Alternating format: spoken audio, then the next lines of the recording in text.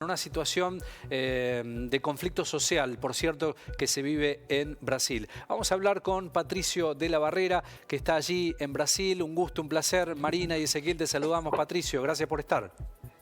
Hola Marina y Ezequiel, muy buenas tardes, es un gusto conversar con ustedes. Efectivamente, se está viviendo en estos momentos los días after, aquella manifestación impresionante que se registró en 22 estados del país, en 22 ciudades, salió mucha gente a protestar, principalmente en São Paulo, donde se congregaron aproximadamente 1,5 millones a 2 millones de personas, y en Brasilia, donde todavía permanecen algunos camioneros que llegaron a reunir aproximadamente 1 millón de personas, es decir, nunca se había visto en este país una manifestaciones populares tan intensas en favor de un gobierno.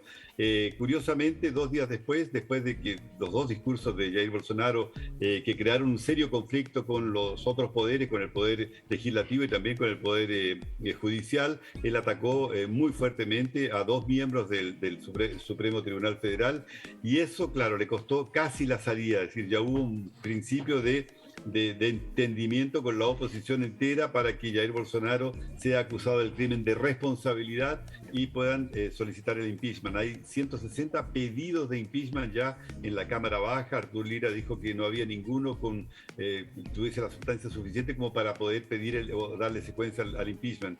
Eso yo creo que va a ser un poco difícil, pero sí, Jair Bolsonaro está muy fragilizado en estos momentos, a pesar de ese espaldarazo que le dio la población. ¿Por qué? Porque no continuó con este enfrentamiento con el Supremo Tribunal Federal hasta poder ver si Alexandre de Moraes, que es uno de los ministros que está provocando y que está pasando por arriba de la Constitución y todo para detener personas, salió prácticamente vencedor, ¿no? de esta batalla, de esta disputa que mantiene con Jair Bolsonaro precisamente, ¿no?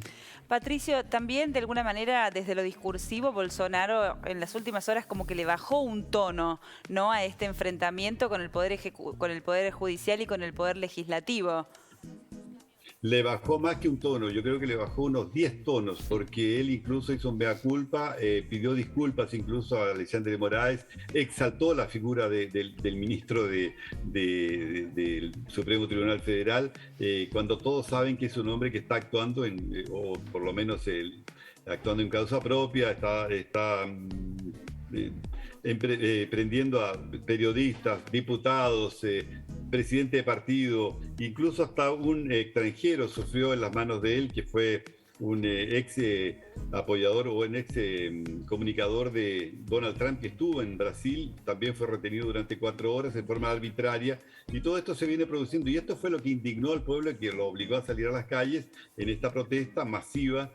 Los camioneros, por ejemplo, tenían un pedido para que el presidente del Senado, Marcelo Pacheco, diese secuencia a este pedido de impeachment a Alexandre de Moraes, cosa que quedó prácticamente en nada porque no sé, parece que retrocedió un poco el presidente Jair Bolsonaro y ahí perdió muchos adeptos. Incluso los camioneros lo están criticando duramente en estos momentos, y muchos de los partidarios que lo apoyaron en todas estas manifestaciones están contrarios a la posición de Jair Bolsonaro en estos momentos. Es decir, la situación de Jair Bolsonaro, que ya era delicada, complicada, ahora me parece que está un poco peor.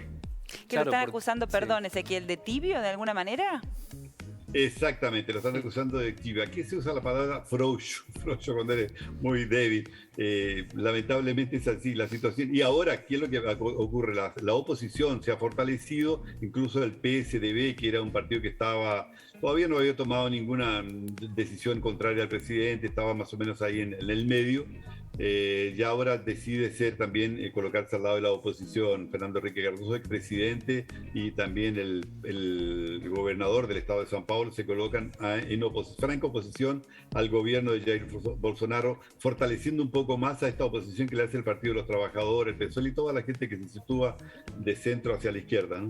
Claro, habrá que ver cómo queda el mapa político de cara a estas situaciones que genera el mismo Bolsonaro por su método de hacer política, ¿no?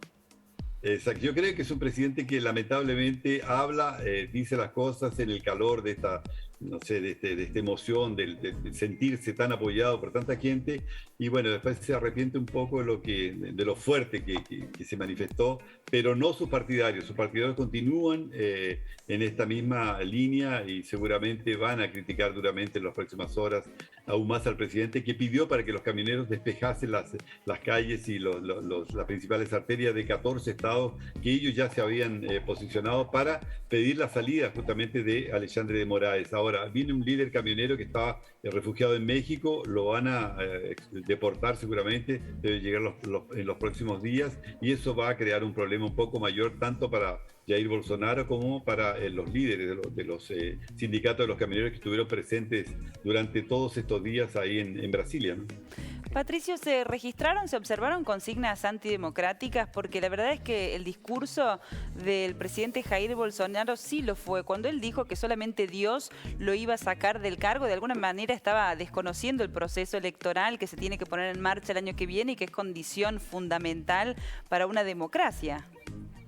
No, él se refería justamente a un ministro y al ministro Luis Carlos Barroso, que está impidiendo que se haga, que se lleve un proceso un poco más transparente en las urnas electrónicas, es decir, que se deje constancia, que es lo que pide el pueblo también, que es lo que pedía también en esas manifestaciones, que se deje constancia junto con la urna electrónica, un papel para que tú puedas hacer el recuento de votos presencialmente en el caso que haya alguna desconfianza o alguna diferencia notada por ambas partes. Sí. Es decir, fortalecería un poco, daría más seguridad. Ahora, lo otro que él dice, que él, en caso de impeachment, él no va a salir vivo ahí. Y en ningún momento se registraron estas manchas que fueron caracterizadas por la oposición como antidemocráticas.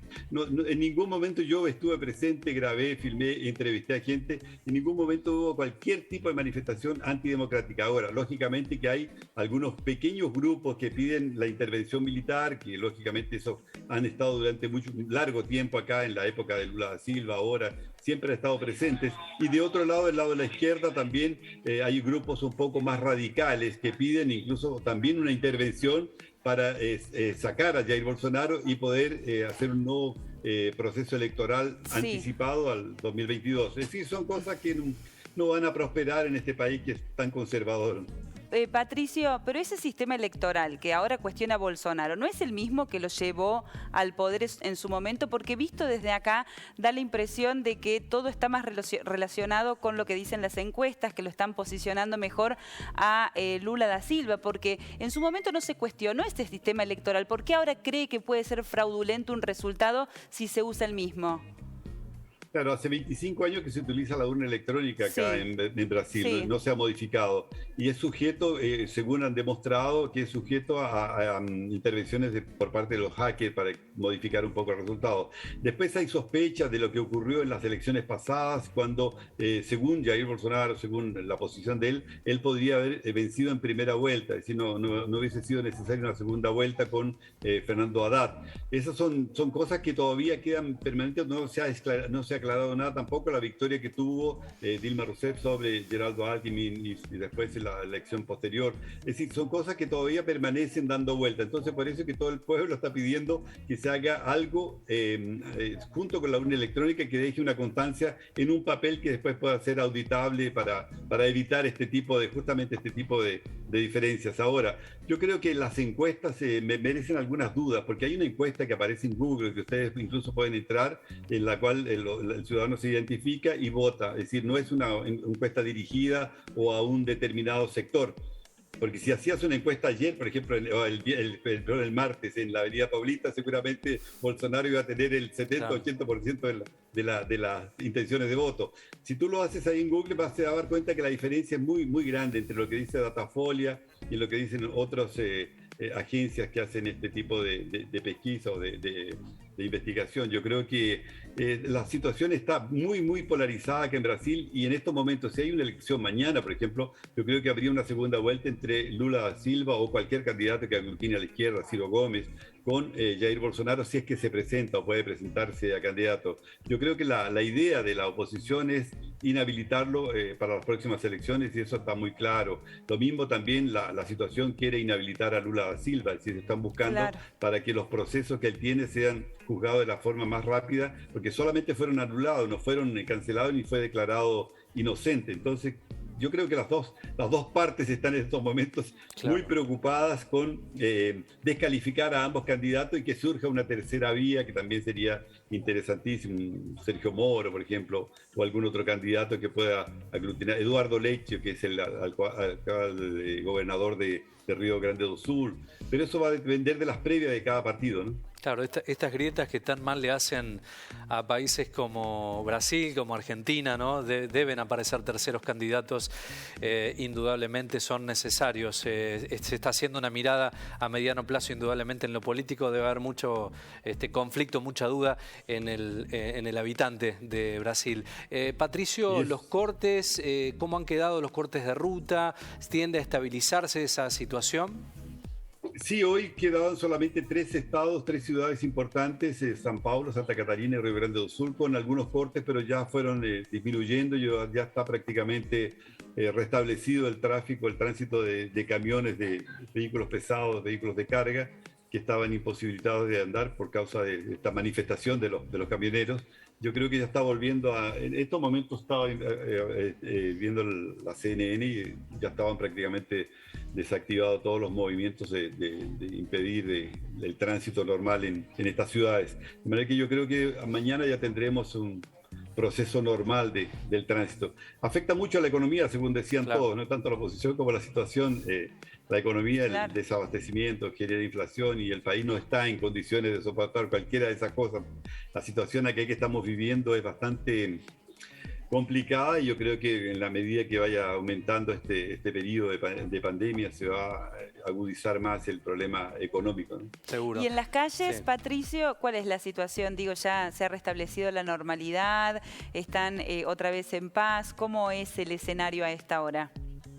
Es interesante, los brasileños salen a manifestarse un día, se llena, por ejemplo, ayer esas manifestaciones del martes fueron impresionantes. Nunca había visto, yo llevo 40 años viviendo acá, nunca había visto un tamaño de esa ahí. Las otras eran un poco menor, pero no hubo ningún momento algún tipo de incidente, salvo en Brasilia, que algunos grupos un poco más exaltados intentaron invadir el Ministerio de Salud porque hubo agresiones de ambos lados y también el Palacio de Justicia.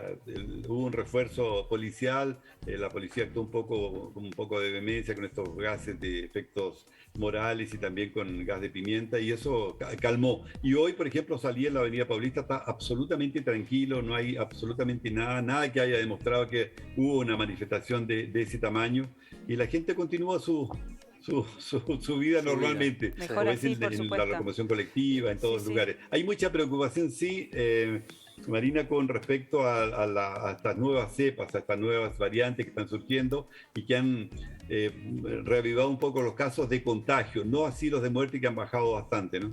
Eso te iba a preguntar, no tenemos mucho más tiempo, pero una pintura de cómo está el tema de pandemia, de COVID allí, Patricio.